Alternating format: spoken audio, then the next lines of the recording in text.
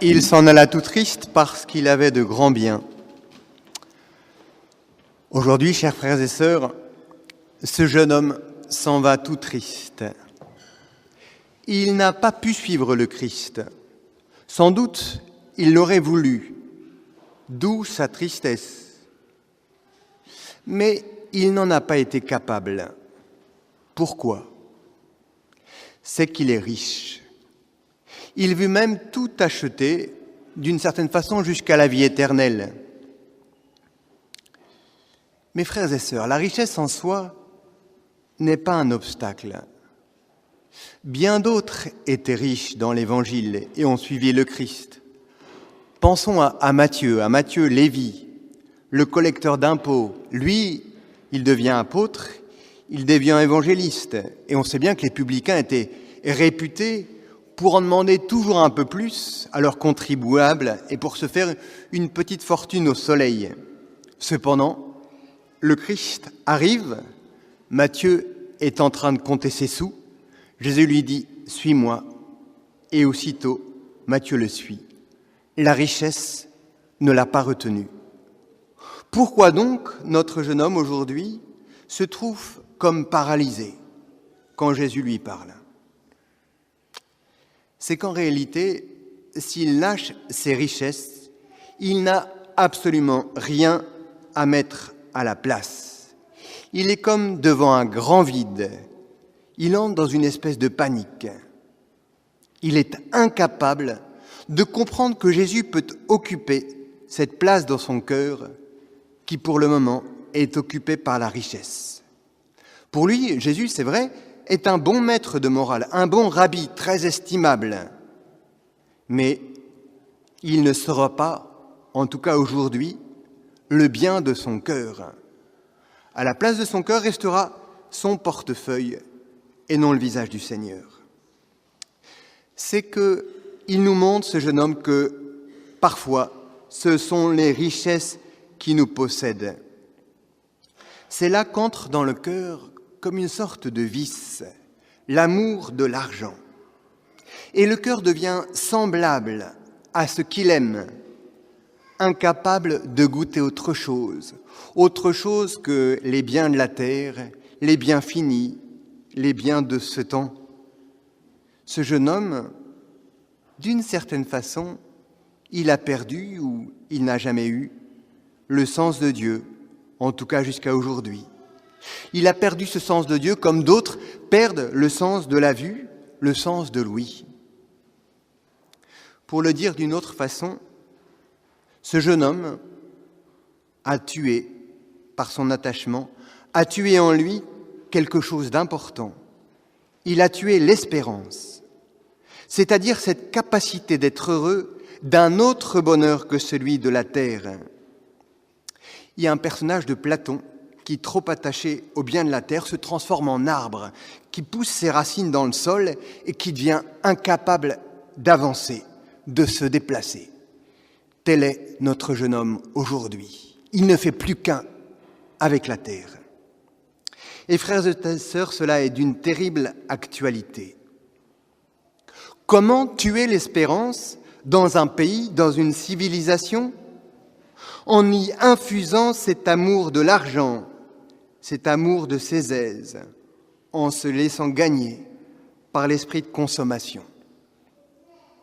Tel est le cas de notre Occident. Tant de jeunes et d'enfants dont la chambre n'est plus assez grande pour contenir leurs jouets ou les cadeaux reçus. Tant de choses dont aussitôt on se lasse une fois qu'on les a essayées.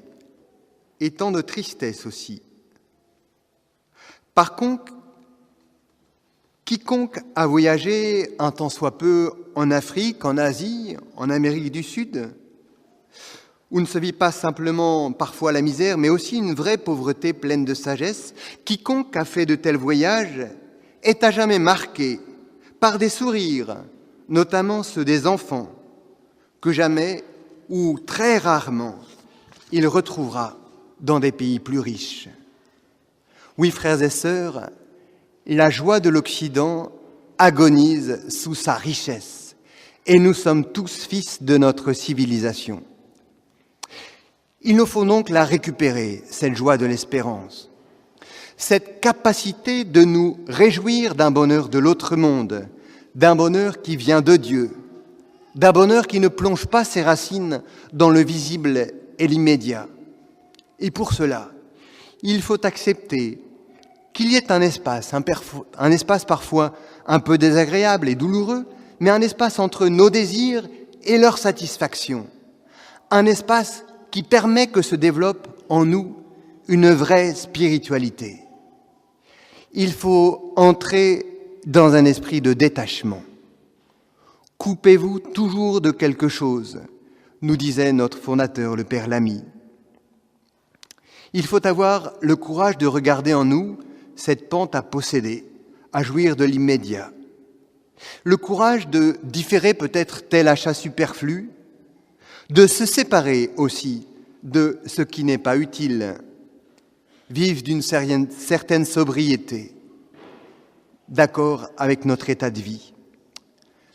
Quand j'étais enfant, à chaque Noël, mes parents nous proposaient de donner à une association le plus beau jouet, un jouet en tout cas que nous aimions, pour les enfants qui n'avaient rien à Noël. Ces petits exercices de libération du cœur, ne les réservons pas simplement aux enfants.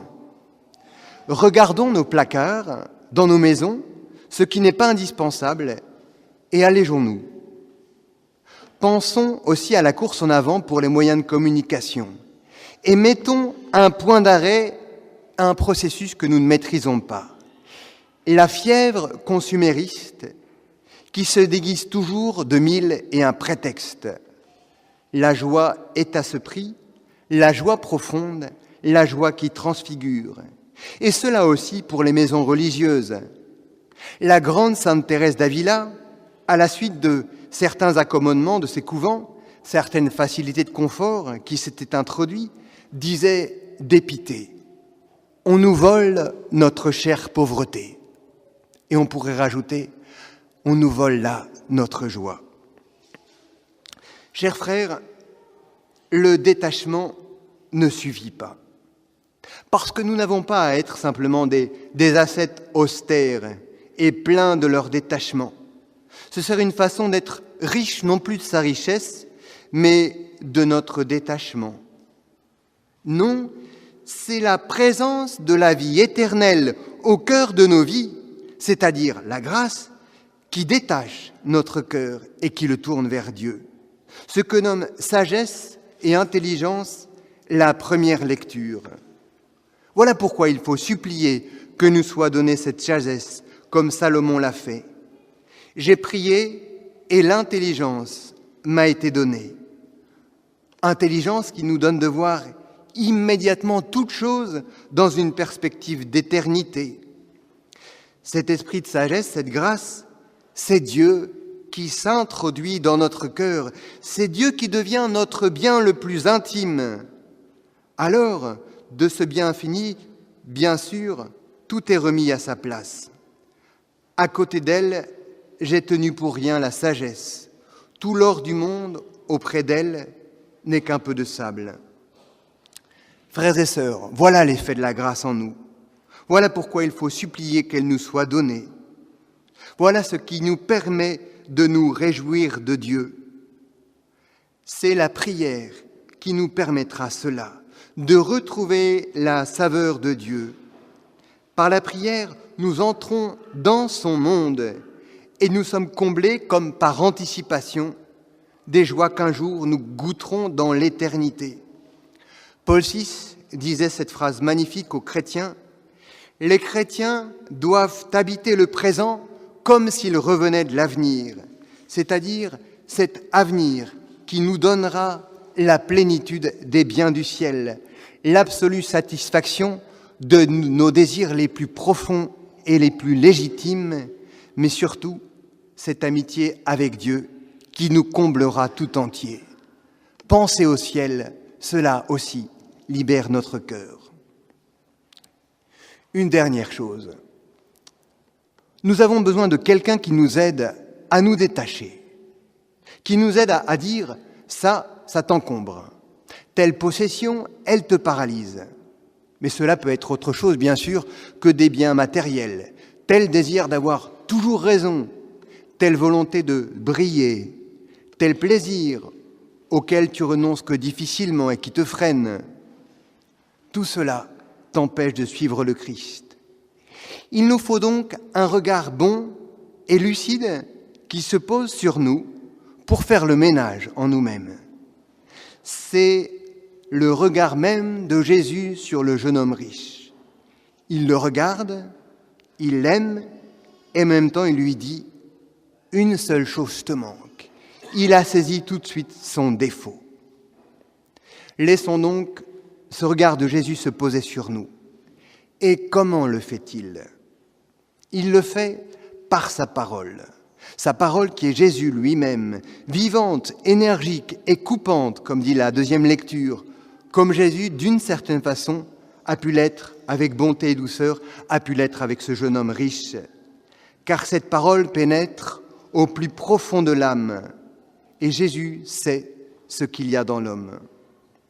Cette parole, frères et sœurs, elle est ce grand instrument de discernement. C'est elle qui nous lie, qui nous déchiffre, comme on déchiffre parfois un parchemin difficile, parce que notre cœur est compliqué et malade. Elle est cette grande force de purification. Vous êtes purs grâce à la parole que je vous ai dite. Chers frères et sœurs, fréquentons-la assidûment. Ayons l'habitude chaque jour de retenir ne serait-ce que quelques mots qui nous habiteront, qui nous donneront quelque chose de l'autre monde et qui nous détacheront de la terre. Elle nous montrera là où nous devons céder. Elle nous consacrera à Dieu. Alors, nous deviendrons son bien. La vie éternelle finira par nous posséder et nous envahir. Demandons tout cela à la Vierge Marie, la toute sainte.